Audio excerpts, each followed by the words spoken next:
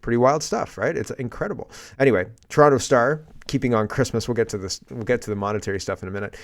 Doug Ford apparently catches flack. You can't do anything right. You can't do anything right in politics. There's nothing that you can do that will please everyone. So Doug Ford does cheesecakes and all sorts of stuff.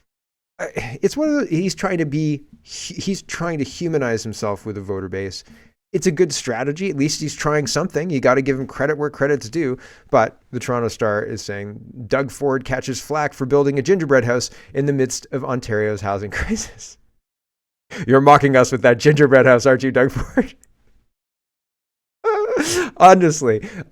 So it just makes me laugh. How dare he? How dare he? It's just trying to connect with people on a Christmas level. It's very, very benign, but people want to make everything just like, I'm more upset about the betrayal about the school system. I'm more upset about the betrayal about critical race theory being allowed and backed up and enshrined in law in all sorts of different mediums, etc. I'm more upset about tradespeople who are not white getting $5,000 more than like tradespeople who are white. Tradespeople who are white get $5,000. Tradespeople who aren't get $10,000. Why? I don't know. Let's ask Doug Ford. But I understand what he's doing here. He doesn't want to talk about that. He wants to talk about gingerbread houses, right? So he also reminds me of Chris Farley. Anyway, regardless of all of that, it's a political strategy. It's one where you're trying to talk about that and not all of the scandals that are obvious, that are, right in front of everybody's face. But what are you going to do? Doug Ford's not going to engage with that, right? He's not. Because the media is controlled from the top of Trudeau federally, and Doug Ford's playing ball. And it seems like, we're going to keep playing this game for a long time. Here's a Conservative member of Parliament reading a Christmas poem, and it's Christmas time, so we're going to do that. And then we're going to get into the real news. Here we go. 'Tis a week before Christmas, and it's time to state that our PM is well past his best before date. After 8 years of his rule, it's time to say thanks for doubling the number of folks using food banks. After 8 years, when our kids nestle snug in their beds, they're just lucky there's still a roof over their heads. For on cold winter nights, under snow and the stars, many citizens now have to sleep in their cars. You can protest, of course, but only in small amounts, lest like the truckers, he freezes your bank accounts. And he'll accuse you of hate based on faith or on race, which seems strange for a man caught 3 times wearing blackface. He's so quick to say sorry for wrongs from long ago, but not for when he elbowed Ruth Ellen Brousseau. So let's quote back to the PM some words of his home. Sir, enough is enough. Now go home and stay home. And here's what we'd like Santa's elves to administer. This Christmas, please bring us a brand new Prime Minister. Hear, hear. Hear, hear. Holy smoke, right? So I always like the Christmas poem. I don't think, there used to be a tradition where somebody would read a Christmas poem and everybody would, maybe that's a different date. But I like that. And I think it's fallen off, or it hasn't been as good, or the people who've done it have butchered it, or it's been usurped for woke purposes, so I didn't show it. But fundamentally, our culture, our traditions are slowly being turned. As they get turned and molded into a woke version of themselves, they stop becoming our traditions and start serving the woke cult. And I think woke is the same as communism. I was saying the other day, Elon Musk said the woke mind virus. He was talking to Italy, I guess, and he was saying, don't let the woke mind virus come Italy. And I think that Elon Musk is a really smart guy. I'm sure he understands what's going on, et cetera, et cetera, et cetera. But the woke mind virus is just communism. It's the same thing repackaged. If you look at it side by side, it looks very, very similar. And so I think that you could just call it what it is rather than having to rebrand it. It seems very, very interesting needing to have this modernization. Anyway, regardless, back to this. The foreign inquiry is over before it even begins. There is no point in having this foreign inquiry, just like there was no point in having the Rouleau report or the Johnston thing, the Johnston special rapporteur, right? None of it just cost us money. This is just going to cost us money. It's not going to do anything. It's not going to get to the bottom of anything. Nobody's going to be enlightened. Nobody's going to know more. It's all bad. No good. Right. Stevens says, in a decision released Friday Night News Dump, Foreign Interference Inquiry Commissioner Marie-Josée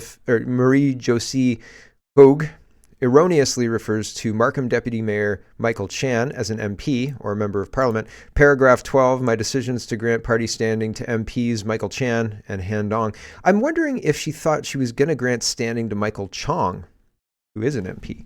And it was targeted by China and like, it would make sense to give him standing, right? But she expressly says the Conservatives, and she's reviewed it, the Conservatives don't have standing. So the whole thing is useless. Here's CBC reporting on this. Judge rejects appeal by Conservatives human rights group on foreign interference probe. Foreign Interference Inquiry Commissioner Justice Marie-Josée Hogue has rejected the Conservative Party's request for full standing in the upcoming public hearings, and has turned down a plea by a coalition of human rights groups to limit the standing of 3 men accused of ties to the Chinese government. In her 9-page decision posted online, Hogue noted the Human Rights Coalition opposed granting full standing to independent MP Han Dong, a former Liberal MP, Markham's Deputy Mayor Michael Chan. So here they get it right, but in the decision they didn't. And Senator Yen Pao Wu, because of their, quote, possible links and support for the Chinese Communist Party. They argue that the participation of these 3 individuals in hearings and their access to sensitive information shared by witnesses or victims will deter witnesses from speaking freely about their firsthand experience and information regarding foreign interference and transnational repression by the CCP, she said. She said the coalition asked that standing for Chan and Dong be limited to the issue of their alleged participation in Chinese interference in the general election of 2019 and 2021, and that they be barred from accessing other witnesses' testimony or documents from other parties. She said that the coalition, quote, does not specifically explain what recourse it seeks with respect to the standing of Senator Wu. Hogue argued the commission is an independent and impartial body that cannot make findings of fact or jump to conclusions before hearing the evidence. The commission also announced its first public hearing will take place over a period of 5 days starting January 29th, 2024, and it will hear from both factual witnesses and recognized experts. So there's more to this as well, but it is very, very interesting to me how, well, there are a lot of people responding to this saying it's useless. There's no point in actually having this thing because it's meant, and I've already said this, it's meant to take control of the narrative. It's not meant to get to the truth. And that's a problem. Conservative Party is responding to this on X, and they say Justice Hogue's decision to deny the Conservative Party full standing at the public inquiry into foreign interference ruins the credibility of the inquiry. Justin Trudeau will have government lawyers with full standing that represent his party's interests. No other political party will have the same participation rights. The Conservative Party was the prime victim of foreign interference in the previous elections, according to leaked documents. Excluding the Conservative Party from having full standing on the impact of foreign interference while allowing the Trudeau government to participate fully makes the result of the commission beyond repair. So there's, even if they come to a conclusion that seems positive, it doesn't hold any water because, I mean, they're not going to come to a conclusion that's going to benefit the Conservatives. They're going to come to a conclusion that protects the Liberals. And we've seen that in every single other modern example of this, where these Liberals have done exactly this, and that's been the result. And so why would you expect anything else? I don't. And it's unfortunate, but I don't. Andy Leeds highlighting this. Justice Hogue, who is leading the public inquiry on foreign interference, used to work at the firm Keenan Blakey LLP. Where have you heard that? You've heard that before, recently too. With then lawyers Pierre Elliott Trudeau and Jean Chrétien. The Laurentian elite swamp is deeper than you can ever imagine or hope to drain. Well, I mean, that's, we could hope to drain it. We sure could hope to drain it. Let's talk about housing, and we're going to talk about immigration and all of the rest of that. Mark Miller, who's the immigration minister, says Canada opens door to Palestinians displaced in Gaza war. So let's fast track all of the Hamas as fast as possible. What? Here's the Toronto Star article about it. It says, on Thursday, Immigration Minister Mark Miller announced 3 new measures to help displaced Gazans. Beginning in January, Canada will offer temporary residence permits to extended family members of Canadian citizens and permanent residents displaced inside Gaza, including their spouses, children, grandchildren, siblings, parents, and grandparents. Those who are already in Canada will be allowed to extend their stay in the country without having to pay for any application fees for study and work permits.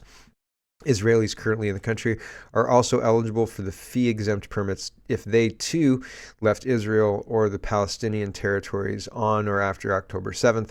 All existing and new permanent residency applications for Palestinians within family reunification streams in the immigration system will also be prioritized.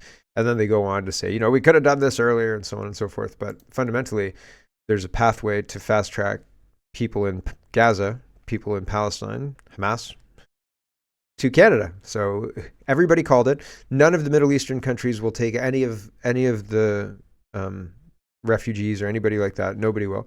And so it's left to Canada, the United States, and so on and so forth.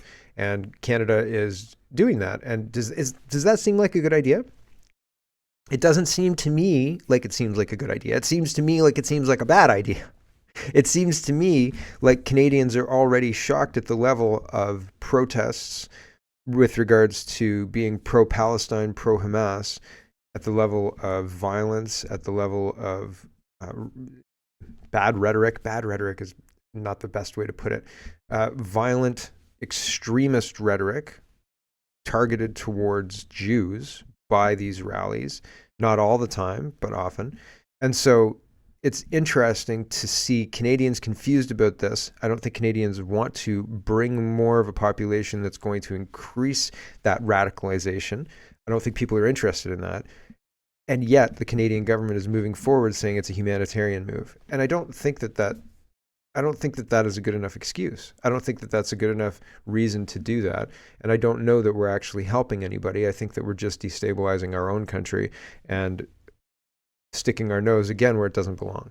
And we have not had a good record at being right about our take on things as Canada for a while. There's been a couple of missteps that have raised eyebrows, and people have had to re-explain and issue statements and all sorts of things, right? So it's not great. Lee Humphrey says in the first 9 months of 2023, 1.2 million immigrants of all types arrived in Canada. That's more folks in 9 months than in any full year in our 156-year history. But sure, Justin Trudeau, totally no impact on the massive increase in rental rates. So Justin Trudeau is arguing with Rebel News reporter who's asking about, do you think immigration rates are having an impact on the cost of housing? And Trudeau says no. And then he starts talking about the schools, the fake schools, and we have to crack down on that. So he's found his boogeyman. This is the problem. This is where we have to tighten up this ship. But otherwise, it's fine. So he's admitting partial problem. But again, this is similar to the housing issue where you say, yes, of course, the housing problem is an issue. We don't want people struggling, blah, blah, blah. And the way to fix it is we're going to increase supply. But the demand is so high that increasing supply doesn't fix the problem. So, and it's the same issue here. Here we go. Well, it's the same issue here in that the proposed solution is not sufficient to solve the problem, but that's ignored. Here we go. People saying that one of the things the federal government could do or should do is temper the immigration targets, that's exacerbating the housing crisis. What do you say to that? Actually, it's not the immigration targets. Yes, we're seeing big numbers, but we have to understand there's a breakdown in those numbers. First of all, our immigration targets of close to 500,000 permanent residents every year, that is the steady growth that is going to continue to grow our economy. But there are three areas in which we've seen massive expansion over the past years that we need to make sure we're dealing with in an appropriate and responsible way. The first one is around asylum seekers. We've seen, despite the closing of Roxham Road, we've seen a spike in asylum seekers, and we're working with international partners and we're putting in mechanisms to make sure that we're able to support the people who come here fleeing violence, persecution, and war. The second area is around international students. And one of the things that we've seen over the past years is a massive expansion in international students. That's great. They come here, they benefit to our universities, they contribute to our economy in many ways. but it has to be done in a responsible way. And that's why we're moving forward with a process that's going to ensure that those students who show up are actually going to accredited, responsible institutions of learning that have a plan to ensure housing for the international students who come, instead of just welcoming them in and expecting them to fend for themselves in the communities that surround those institutions. It's something that that is a logical step, and that's an announcement we've made, that international student visas and acceptance will be tied to whether or not the institutions have a plan to actually ensure adequate and supportive housing for those students. So watch universities to build dormitories specifically for the foreign students, because the foreign students make them a whole lot more money than the domestic students do. So they're incentivizing this idea, right? And it's okay to bring in a whole bunch of foreign students if you can house them. Here's a closet, right? Like, holy smoke. Chrystia Freeland also pushing this building thing. We are building more homes faster in Toronto. And I think, for what? To have more people line up at the food bank, right? So you could drive by and go, oh, I'm heartbroken to see this. Here's Chrystia Freeland. All of us recognize that housing is the central challenge in Canada right now. It's the central challenge in people's lives. It's the central economic challenge. And we know that what we need is to build, build, build. We need supply, supply, supply. Today's announcement alone will fast track nearly 12,000 new homes in Toronto over the next 3 years and more than 53,000 homes over the next decade. 53,000 homes over the next decade is not nearly enough, because over the next decade, if they keep the rates, the numbers coming in that they are, there'll be 10 million more people. 53,000 homes, not enough, not nearly enough. James O'Keefe says, quote, please help me print my boarding pass. I am a refugee. Government claims it's vetting these individuals before putting them on planes, but our reporting and numerous tips from insiders contradict that. What we found is that agents responsible for vetting the identification of these individuals are relying solely on their word. You and I could not travel without showing our ID numerous times and taking off our shoes, but these supposed refugees, as they're calling them, face none of that security or scrutiny. So that's weird, don't you think? Right? They're traveling all over. And yesterday I showed you the video from that Babylon Bee author, and she was talking about how all of these people are boarding this Delta flight to go to New York. It's happening all over. It's not just happening in Canada, and they're using different strategies to get it done. But this bullshit about supply is not solving the problem. And actually, the problem of the immigration and the movement of people is much bigger, I think, than we are led to believe, even if we think it's a big problem. Like, if I think it's a problem the size of my house, say it's a mound, and the size of this problem is the size of my house, I think actually the size of the problem is the size of Skydome. Remember Skydome? The Rogers Center? Wow, I've aged myself there. What's Skydome? I always thought the visual of the CN Tower right beside Skydome was very phallic. I always thought, like, that's weird. That's a weird thing to do. Right there? All right. Anyway, humans are weird creatures. But I think that it is a much bigger problem, much deeper issue than we are giving it credit for. Even if you think it's a big issue, not even orders of magnitude bigger. Like, my house can fit inside Skydome multiple times. Spectator, this is a Scottish, I think this is a UK article. They're talking about the EU isn't serious about tackling the migrant crisis. They're not. Robert Jenrick is right. The EU's new pact on migration and asylum is, quote, not worth the paper it's written on. The former immigration minister who resigned earlier this month is not the first European politician to rubbish the treaty. To rubbish something is to say it's garbage, which was unveiled on Wednesday with much fanfare. Jordan Bardella, the president of the National Rally in France, said his party will oppose with all our strength this mad project of organized submersion of Europe. The pact has been years in the making, and according to Brussels, involved intense discussion between 27 member states. and it has to do with Ursula von der Leyen and the EU and opening borders, essentially. But the policies that they're proposing tackle small issues while leaving huge loopholes for people to continue doing exactly what they're doing right now. And it doesn't solve anything. It just creates a huge demand where there is no supply, and that drives up the cost of everything. Here's Justin Trudeau, and Canada Record says Trudeau mocks Canadians worried about their rent, mortgages, and grocery bills. Kind of what he's doing is minimizing it. You know, like, oh, big grocery bills suck. Well, actually, it's deeper than that. There's a worse problem. Farmers can't afford to keep their farms, so they're having to sell to bigger farms, I guess. So there's consolidation going on, and that's not going to necessarily be as stable as multiple farms owned by multiple people, because if one farm goes down, then you've got all these other farms to draw from, whereas if one mega farm goes down, then all of those little farms go down, right? So yeah, it's not so good, right? So Justin Trudeau's showing off how out of touch he is. Here's a quick little Justin Trudeau hit. The number of companies and countries that are saying something's happening in Canada where it's better there, even though for Canadians, yeah, grocery bills suck, rent sucks, mortgage renegotiation, oh my God, how are we going to deal with it? Like, these are real fears. But we have built the base of things that are going to help so much in an uncertain world. Yeah, paying for food didn't used to be a cause for concern. Renegotiating your mortgage didn't used to be really a cause for concern. You're like, well, am I going to pay more or less? You know, we've paid off X amount, so should be paying less. But, you know, if we keep paying the same amount, it'll pay the balance off faster, so on and so forth.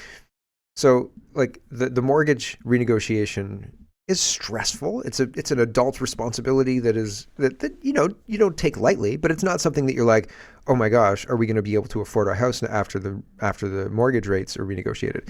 That shouldn't be what you're thinking. Like, that would be bad. Like, you should be in a better position when you're renegotiating your mortgage than you were previous 5 years, because you've had 5 years to get better.